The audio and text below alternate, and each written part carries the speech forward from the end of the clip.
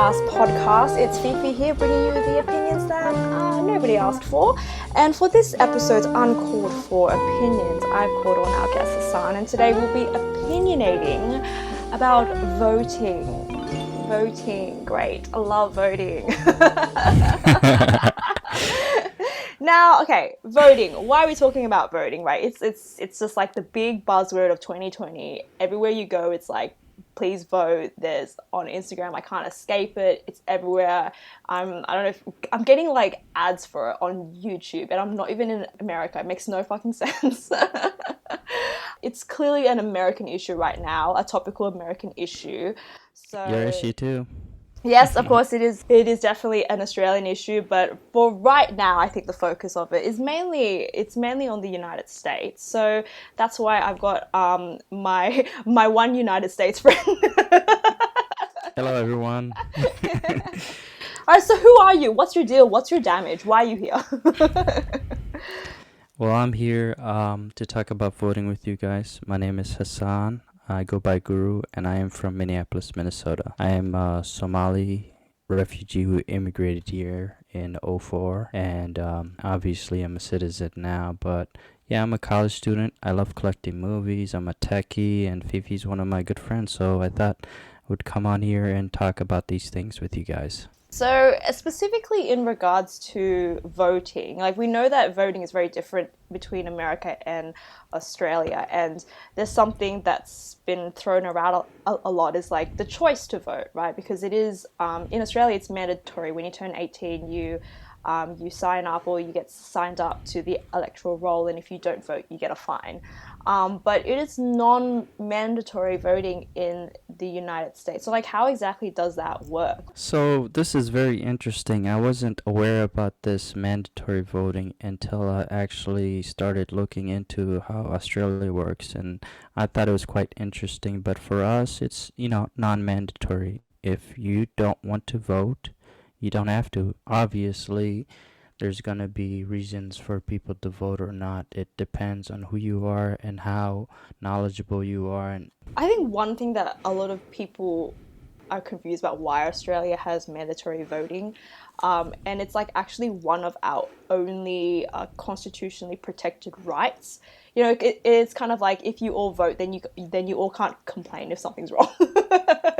yeah, exactly. And that's something interesting because that's kind of different from how voting works here. I was just wondering, what happens if a person decides not to vote and they have to in Australia?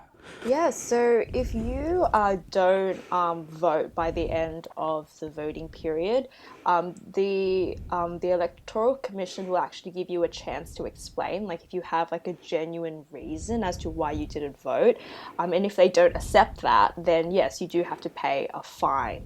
Like because of this, we have a lot of avenues of like early voting and like overseas voting, mail-in voting, for people who can't be in Australia at that time or are busy on the day. So yeah. That's very interesting. Yeah, so, obviously we're both democratic states, but the thing I find it interesting, it's democratic, but there's a little bit or an authoritative hint to it. Actually, no, that's an interesting part of like the presidential system, because the president, like, correct me if I'm wrong, as far as I understand it, the president kind of sits above like the houses of government, and he's not really involved in like debates, and you can't really ask him questions, right? Is that correct? So as you know, we had a impeachment process that happened. Yes. And it started in the House of Reps and went up to the Senate. And obviously at the time, the House of Reps were Democrat majority, but the Senate is kind of what stands in between the representatives and the president. Yeah. So the Senate, which is majority Republican, actually turned that impeachment request down. Yeah. So kind of going back to you, the president, he's up there, but there are certain aspects to our government that check each other, and that's why we have, three branches of government, if you really think about it. Yes, the separation of powers, three branches of government. But that's an interesting point, because actually in Australia, you don't directly vote for the Prime Minister. You vote for whoever wants to sit in the lower house, the House of Representatives, and whoever controls that becomes the government. So the PM gets kind of indirectly voted in just by like the majority party. I see. Yeah. So that's like the basic rundown of the differences and kind of the context of this conversation of why, I guess, why I'm asking you these questions because it's very, very, Yeah, very, it's very good to different. know. It's we're coming from different countries with different ways of handling the whole voting fiasco. Voting fiasco is definitely one way to That's what put I it. call it. Yeah, and then to go back on, when you were talking about voting being a buzzword and how you're seeing ads that even aren't for you, um, I think this is something that's being pushed more on the Democrat side. You have a lot of artists, Hollywood, people of influence Yeah, coming in and yeah. telling everybody to go vote. And, we've never seen this amount of, advertising and marketing to get people to just even go out before election comes out. Yeah. And I think this shows what state, Democratic Party is in. As Mhm. you know, they lost in 2016. Yeah. Yeah. Yeah. And I kind of transitions perfectly. When we were first met and you were talking about how you did not vote in the 2016 election, and your reasons for that, and but that's changed now. You've recently said that how important it is to vote in the upcoming 2020 elections. So like, kind of want to pick your mind a bit on like why, like what were the reasons for you, like not to vote, and maybe you can talk about personally but also like generally why do people like to use the term, why do they choose to exercise their right not to vote? So in 2016, I was about 19 years old. I was just getting myself together and becoming a young adult. So the whole understanding politics thing, when you're a student in school, and it just becomes something that's kind of fed onto you. And usually it takes some sort of interest for you to get involved in politics. Mm-hmm. And in the 2016 election, there was the whole conversation about the lesser of the evils, and Mm. how everybody wanted you to kind of go for the person you believed was less the S word. I'm gonna say that. So basically, Trump, personally to me at the time, he wasn't professional. He didn't seem fit for the job. And the thing with Trump is, I can't go in too much on him because Ronald Reagan himself was a movie star, Yeah. right? But to the just, he still had some idea of what was going on behind closed doors because he was so, he was an entrepreneur like Mr. Trump. So Trump also, I believe, has at the time, I believe he had no knowledge into politics or just history or everything in general. And moving on to Clinton, we all know about her career politician. Yeah. In 2013, I'm pretty sure I have a video that I've seen where she was asked about, things like gay marriage, and she said she wasn't down for it. Mm-hmm. But within 3 years, everybody was saying, I'm with her. Mm-hmm. And that was something that was, at the time, being a young person, I just couldn't see the idea of me selecting a person, with a lot of controversy, who was a career politician, Mm-hmm. who seemed to change based on what the general public opinion was. Mm-hmm. So, that kind of where my mind was at. I was young. Didn't know much about politics. Didn't have politics didn't affect generally. People believe that the two-party system needs to go in this country. So what they end up doing is they end up settling for whatever party has most of the values that they agree with. Mm-hmm. We can usually see that from certain elections where you would think that most people would side with the Republican because they're Republican themselves. But as we saw with Obama and Mitt Romney, Obama got a lot of the votes because some people are always going to be in the middle, choosing with whoever, is in line with their values. Mm-hmm. And, some people see it as a form of protest. Not everyone, is knowledgeable of voting and its importance. so some people won't go out. And then there's also your state's history and its record. So if you come from a very liberal state like I do, the population density in Minnesota, in the cities where I live, Minneapolis, um, everybody is leaning Democrat, right? Mhm. So what happens is there's a high, there's a 99% chance that your state will vote Democrats in, and at the same time your presidential for the presidential election you'll end up going with Democrat. So sometimes people, knowing what their voting history and record is like, what they'll do is they'll do exactly that. They will not come out and vote because they know what their state vote is going to be like. But Mhm. yeah, what do you think about that, V? I mean, I think the question for me in Mm-hmm. regards to that is like, what were your thoughts on the independent candidates? Is there any value in voting for independent candidates? I still feel like America is kind of stuck in the I want to be where it's safe. I want to be what I'm familiar with, Mm. you know? Yep. I want to be I want to stick with structure. I want to stick with the so-called experts, Yep. and usually those two have been the Democratic and Republican Party, you know? Yeah. So generally people, when it comes to the independents, they like the values that they stand for. Um, Besides, the crazy parties that come out of nowhere, most independents really want, they want to be hard on fiscal, and they also want to do social things too.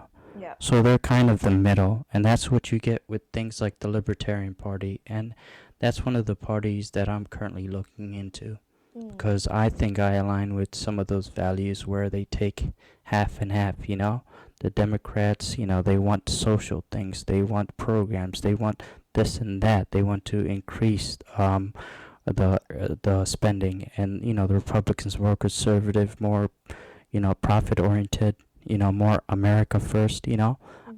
it's like a combination of both. Yeah, I would want to actually segue into how our voting system works because I think if people understand this, then maybe we can discuss why that might have been a dumb thing to say to people and discouraging for democracy itself.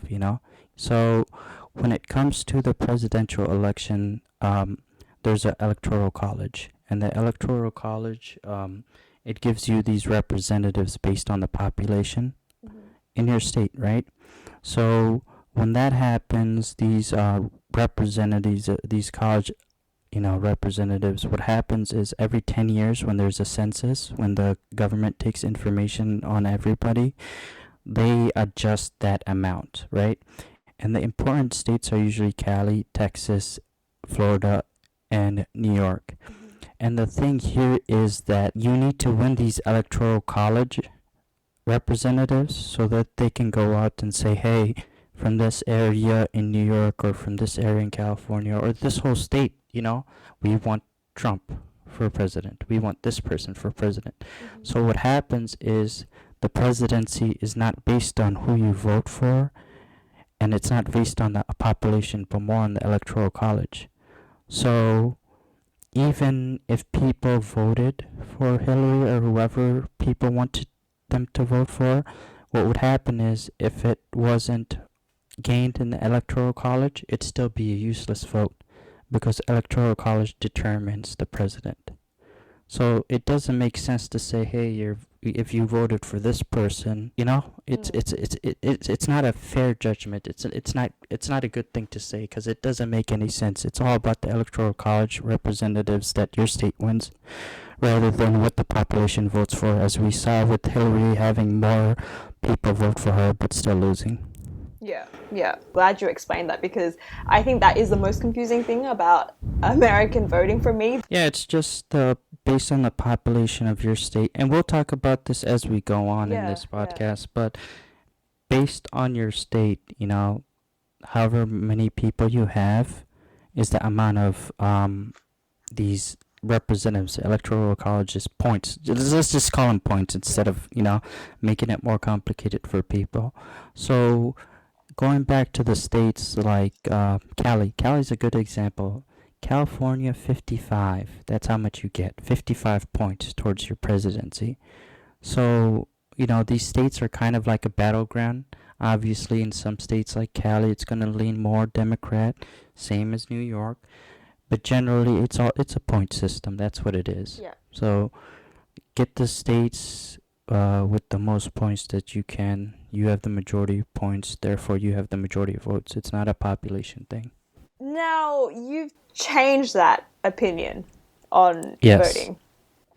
Why? Yes. So, like I said before, politics wasn't my thing. I was a young lad. I didn't have much going on. Politics wasn't going to benefit me. But it really didn't take until, the situation with George Floyd. Yeah. And the thing with me is that I couldn't understand our legal process. We had a man that, though, everybody in the world could have said this man was murdered, and still we had people like Mike Freeman, who was the Hennepin County prosecutor, that was having such a hard time just finding certain laws and things to prosecute these officers with. Yeah. So for me, I just couldn't understand it, how like our system was so bad that we legit saw murder happen in front of our eyes. Everybody was a witness. Like Yeah. things have gone digital, yet we cannot prosecute these people. Yeah. And what happened with this is that Keith Ellison, who is the attorney general, so he's kind of like the state's big prosecutor, Yeah. he had to go in there himself and press these charges because the local county guy couldn't do it. I think that the rest of the population would be happy if, some sort of charges were passed so that it could go into court Yeah. and so that there could be dialogue and reasoning. But this did not happen. And I felt like, Keith Elson stepping up was a good choice, Was it, even if this case goes like to where people don't want it, we could still improve as a society and write new laws or make cops accountable. It's just that unwillingness to press charges Yeah. because this man, this prosecutor of the county, couldn't find anything in his power to hear the public outcry was really devastating to me. And that was one of the things that really, hurt me. And I felt like I needed to vote in somebody or some form of party, or I wanted my voice to be heard in that aspect for some sort of change to be happening there. And like that's the thing, right? Like people don't realize that like the people that you vote in, they make the laws. I think there's some kind of like disconnect. Like no, they actually create, they write the laws. Like if you are politically conscious and you can contact your representative, you really do have like a tangible effect on what is being written and how it affects you. Exactly. Yeah, if you think yourself as like a lobbyist, then it pretty much, it solves that confusion because, whatever your interests are in, you should be, putting up straight towards these politicians because at the end of the day, your vote is what gets them in office. Yes. And, there was another situation that really got to me, and this was the Breonna Taylor situation. Yes. So for me, obviously, we have some racial issues in this country, and that's something that we need to work towards fixing. But I believe that there is a certain disregard to people of lower status in this country, and Breonna Taylor was, a great example. So from what I know, the police were investigating Breonna's old boyfriend, who they suspected of being a drug dealer, and there was a no-knock warrant that the police officers got. The police officers barged in to their home late at night. And in the U.S., you have your right to own a rifle and protect yourself. So barging into somebody's home in the middle of the night, it's obviously a shocking situation. And what happened was Breonna Taylor's boyfriend shot fire at the officers, and one of the officers, or maybe all of the officers, fired back, and Breonna Taylor was in the middle of the crossfire. She ended up passing away, and the state attorney general. And here's the thing: this is a system thing. This isn't even a race thing. He is black, and the thing with him is that he gave the information to the jury, but he wasn't going towards a criminal charge in the officers. And this kind of goes back with the George Floyd thing. The system doesn't have a way to prosecute their own for malpractice. Yeah. It's kind of seen as the system eating itself apart, right? And that's how I see it. The attorney himself made it so the grand jury had to focus on certain things and not Breonna Taylor. And what had happened was the officer was charged only on the fact that he was reckless in his shooting. Yeah. Not because he shot Breonna Taylor and killed her, Yeah. but because he might have shot into the next door neighbors, his wall. So, when you read between the lines, that makes you think, sometimes in the system, property is more important than human life.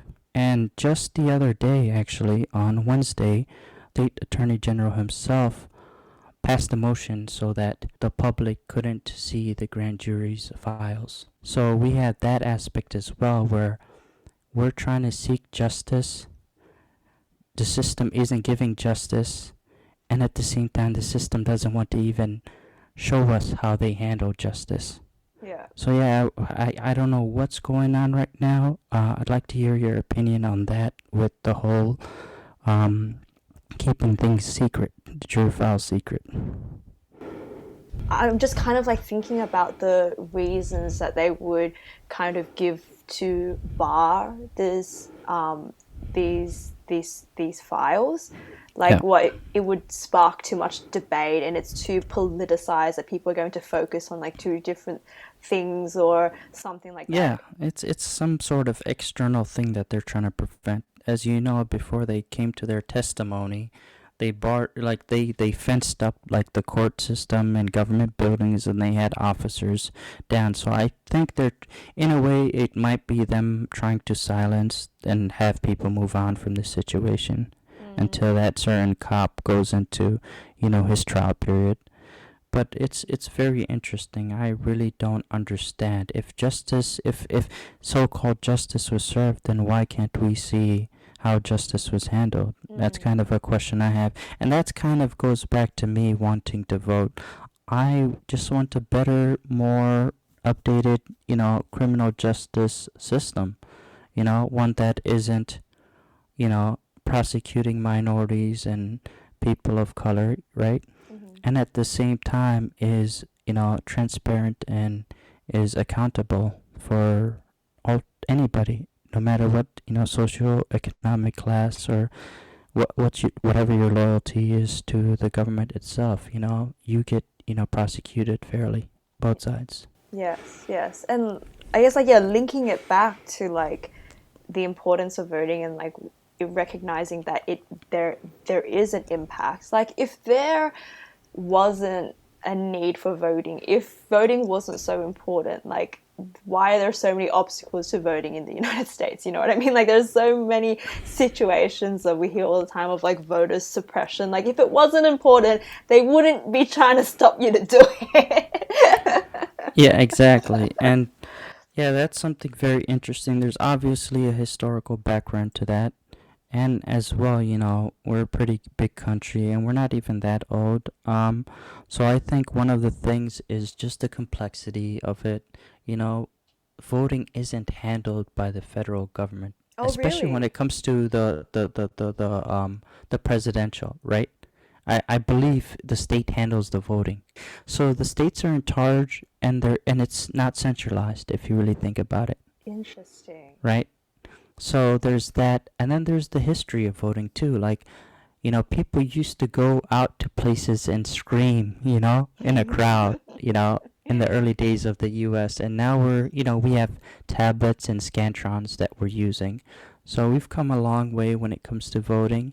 Thanks to Australia, we were able to standardize our paper ballots in 1858. So thank you guys over there.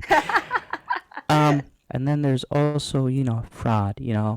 Fraud is one of the things that makes people iffy about voting. That's kind of why we have, we'll talk about this shortly, but the mail-in voting thing is also something that, um, is something that is kind of on that spectrum. You have people double voting, so that's something that's not allowed and could get you arrested. Yeah. Sometimes we have people who are illegal that think that they are, I don't know, they make the mistake in thinking they could go out and vote. Hmm. And then we have, you know, ballot harvesting. And this is something, obviously, there's speculation on this, but Ilhan Omar, which is a rep from my state, is being accused right now for ballot harvesting. And Trump wants an investigation on this. So when it comes to voting, it's kind of like both sides are each other's nags, and we don't have like an efficient system if you really think about it. And historically, voting has been a way to suppress people of color, especially African Americans. Um, when the U.S., had its Civil War, and we had, soldiers from the North all over the South, and then when the South was able to, get to where it needed, it started making it very hard for people of color to vote. Therefore, it made it hard for them to integrate into society. So, voter suppression has also been something that's been ingrained in our country, and that's still to this day, we will see later, an issue. There's a whole nother conversation about like true representation, because obviously we do have everybody in Yeah. many quotation marks votes, Yeah. but whether or not like there's sufficient representation of the people in parliament versus the people that they're governing, but that's a whole another different conversation. Yeah. And I think that kind of goes back to our election, and I think that's a great example for what happened in the 2016 election, right? We had, population-wise, more people wanted Hillary to win, but we had a system where, the majority of the population didn't get the vote that they wanted because of the things that were put in place. So obviously, this is kind of different, but I think of it as this, votes, you know, although they're good, having a pure democracy, I don't think is the best option, because you get situations like that where you said, you know, if it's based on population and stuff like that, it's very hard for smaller groups to get represented. And like even on like this pure democracy thing, you have people who like we call them donkey votes in Australia, because on the ballot some people just go 1, 2, 3, 4, 5, 6, like straight down. Yeah. We call them donkey votes because it's kind of just like they could be fake, but they could also be someone's genuine preferences. Exactly. But going back to that, actually, I was with Australia. Is voting mundane? Is it a mundane task? Because that might go back to this donkey voting. I feel that like it just become like your chore, you know what I mean? It's something that Yeah. you all have to do, yeah, but yes, we go and get like a sausage sizzle, everyone gets their hot dog at the end of voting, but like Barbecue.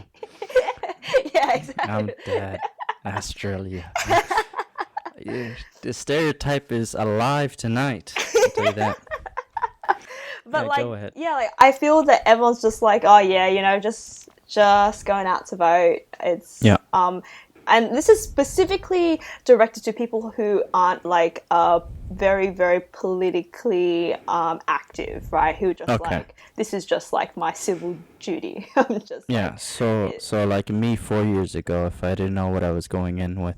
exactly, and Yeah. I talk to my friends and they're just like, oh well, this party is called the Australian Sex Party, so I voted for them. Reminds me of people here when they were voting for Harambe. Rest in peace. Rest in peace. Rest in peace, Harambe. So you're like You things saved like that little boy.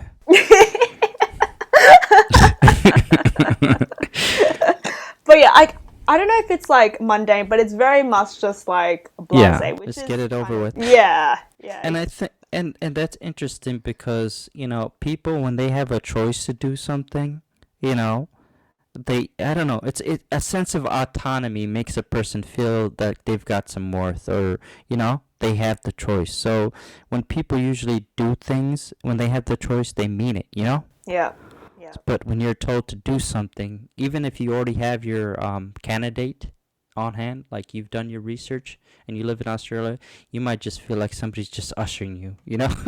Even though you already know who you're voting for, you're just ushering you. Like, dude.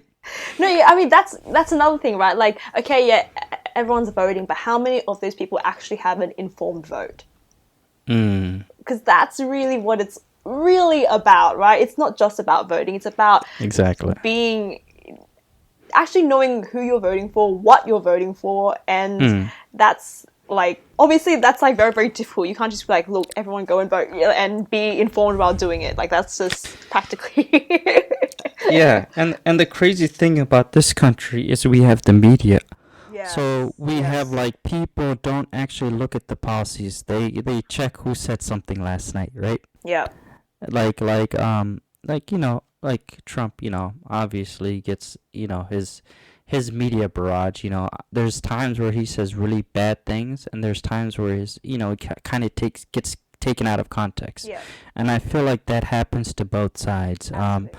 And then there's times where like a candidate slips up. Obviously Joe Biden, he said, if you're not voting for me, you're not black, and that's kind of, and if you think about somebody saying something like that to you, you kind of think, okay, this person, there's something up with them. They have a Yeah. bias. This person thinks, like, oh, we're just following, and that's kind of something that, people of color have been portrayed with the Democratic Party. Mhm. So I think, yeah, it's like people here as well aren't too informed because they don't read up those, 100-page, 200-page campaign papers. Or, they just see who gets the last laugh or the last word in a debate.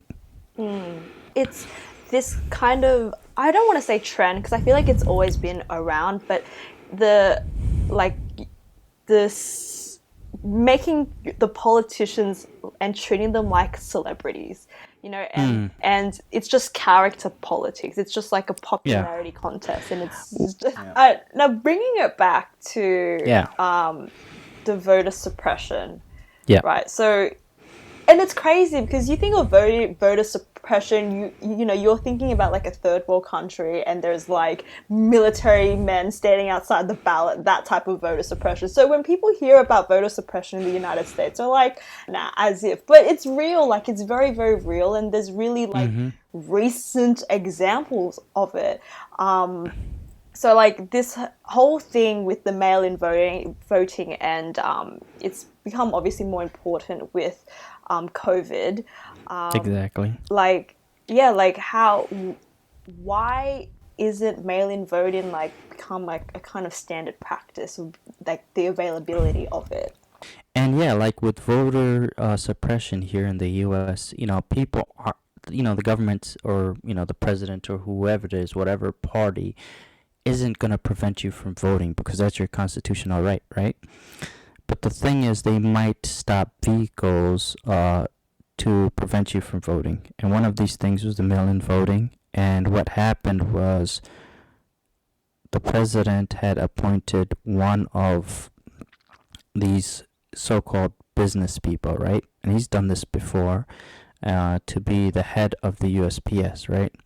Yes. And Trump's goal was to kind of change it, to make it more efficient, to be it's kind of weird because, like, Trump comes in with a business mind, right?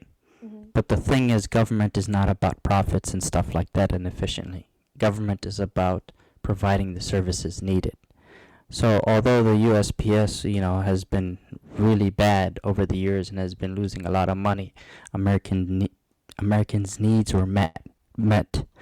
So Trump went into this thing, and his head officer of the USPS went into this thing, and then what they were doing is they were shutting down actual locations to mail in stuff. and the a bunch of representatives had to go in and prevent Trump and them from doing this. And to some people, it might seem like they're actually trying to suppress the voting. It's been quite interesting. Just the other day, Texas Governor Greg Abbott, what he did was he made it so we have counties, right? You have a state, and then you have counties, and then you have like cities within the counties. Mm-hmm. So he made it so every county is limited to a single site, which is crazy because what will happen is like one building or one area will be just overflowing Yeah. with ballots, and that will even mess up the election. So I am trying to figure out what the idea is. Are they trying to say, oh, there's a lot of inefficiencies in this process, therefore we can't get the new president, kind of. We have to keep Trump in. Or maybe they're doing this to prevent these so-called frauds or these issues happening. But at the end of the day, it's an issue for all Americans, and it's something that's just weird that sprung out of nowhere. One side is saying you're trying to prevent people from voting. The other side is saying this leads to fraudulent activity. This leads to makes the U.S. less credible when it comes to its own voting practices. And just about a week ago, we had the press secretary, Kellyanne McCaney or whatever you say her name, and she was talking to the press and told them that there were ballots for Trump found in ditches in Wisconsin. So we also have issues like that as well, where we might have issues where there might be infringement on both sides based on each side's political interest. I think it also seems to be an effect of the fact that the voting is not centralized and it's actually being undertaken by the states, right? Because then they have it. There is no kind of like independence as to what's going on. Like in Australia, we have like an independent commission that deals with all the voting, handles all the ballots and the counting and all that kind of stuff like that. So that's very like a weird side product of that, of this. Yeah, going back to what you said, yes, there needs to be some sort of centralized way of handling things. Like for me, to be honest, I don't know if I do a mail-in, right? I don't know who the driver is for the USPS, right? That's going to deliver these mails to the USPS station. That's kind of why we had that ditch situation in Wisconsin that the press secretary was saying. So I feel like if they're gonna do it, then they have to have certain measures, processes to prevent stuff like that, to prevent inaccuracies, to make it more transparent, to make it more trustworthy of a way of doing it. Yeah, absolutely. And I mean, going back to what you said about like just getting people out there to vote, right? Yeah. And this thing about the election day not being held on a weekend or having like a public holiday, there's been some kind of discussion about how that is essentially dissuading working class people from voting because, it's like if you aren't privileged enough to be able to take the day off to vote, then you won't, right? What's the deal with that? Yeah, so the thing, I don't know what it's like over there in Australia, but, obviously, election day is on the 3rd, which is a Tuesday, right? And I think it goes back to just the culture of the nation. Like, if you're a true American, voting is your right, It's something that you should be happy for. It's something that you do. Not everybody does it, obviously, but voting, it's a cultural thing. So, whether it happens on the weekends or the weekdays, the idea is it's essential, right? You don't say, oh, this is my day off, so I'm going to vote, right? It should be something that you do when you're working. When you get off of work, you should be happy. That's kind of how I see it. But yes, at the same time, yes, I do understand the pressures it might have on people who work night shifts. Maybe like me myself, I work a night shift, Mm-hmm. right? Yeah. I'm sleeping throughout the day. When I go to work, I'm not able to go to a ballot because ballots close around, later afternoon, and I'm Yes. sleeping throughout the day. Yes. So yes, I understand how it may infringe on some people who live by a set budget, Mm-hmm. who have bills to pay. Yeah. That's just very, very interesting and very, very different because I guess coming from Australia, when there's voting is on a weekend where most people have the time off, and if you don't, then you do a mail-in vote. Like Yeah. it's just like, yeah, if you want people to vote, then have it on a weekend where people aren't working. It just seems Yeah. like common sense. So I think that perspective is very, very different and interesting. Now, the most recent thing that I think stood out to me is those provisions in Florida that Yeah. those extra steps for ex-cons to apply to vote. You know, the extra monetary steps. You have to pay more things just to be able to gain the right to vote. And there's some like history behind this. Yes. So the U.S.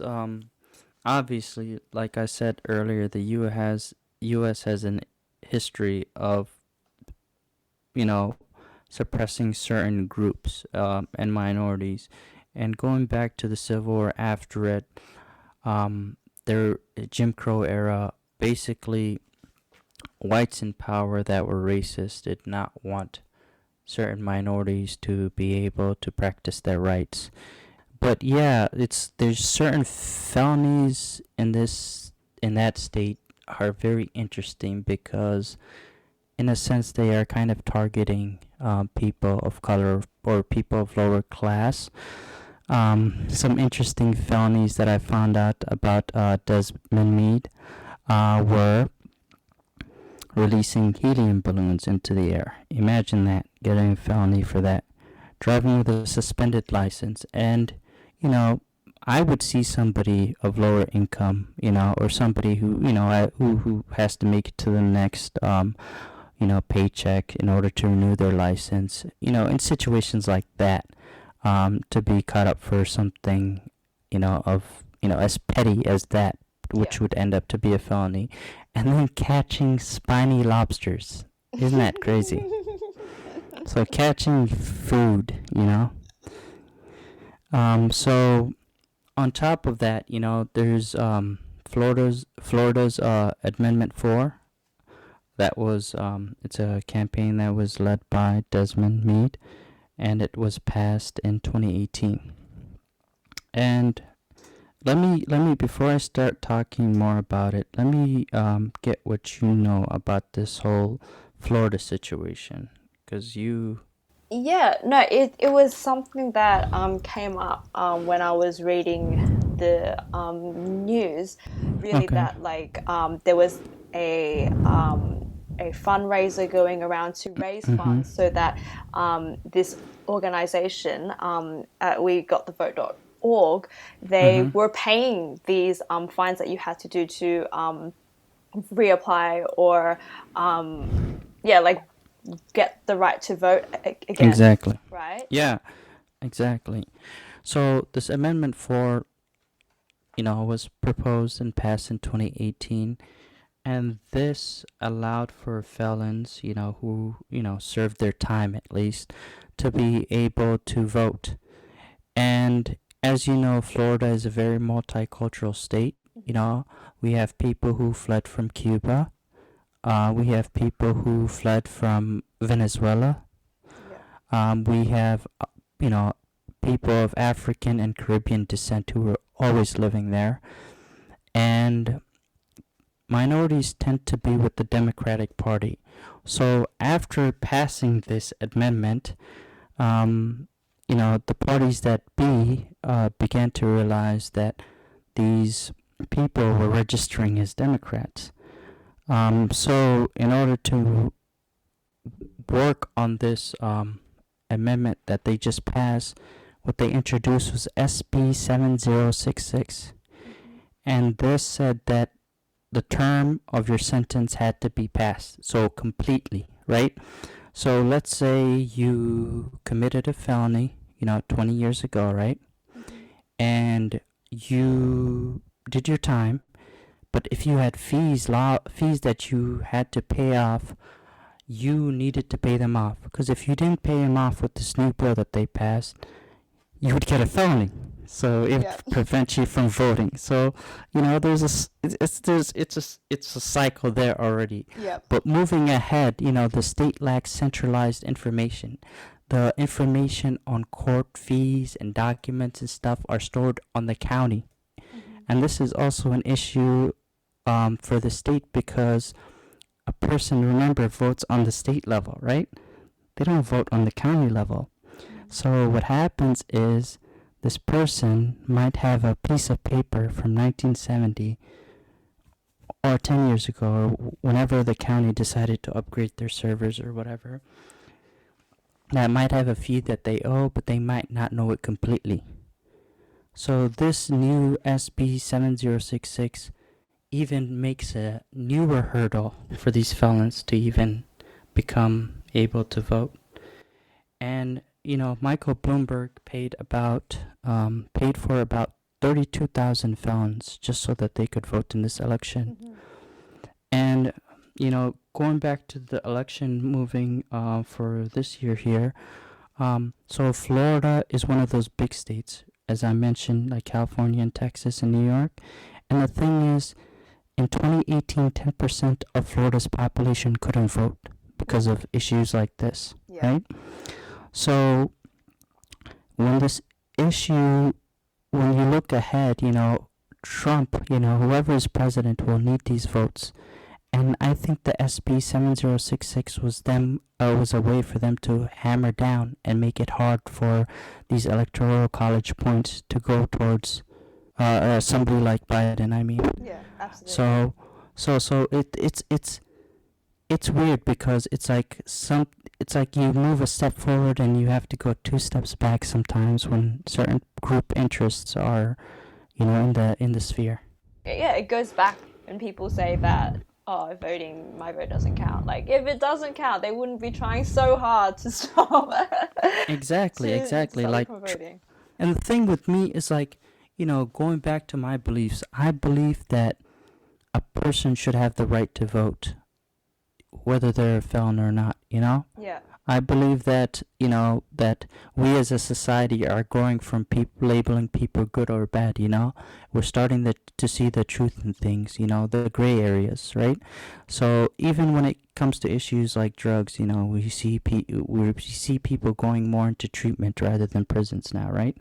But I don't think those type of issues will infringe on whether people vote or not. I think we're becoming better. It's just that we need to move ahead, and in order to do that, we need to go out there and vote, guys. Really, really thank you for talking about all of this and kind of reiterating, yes, voting is a right?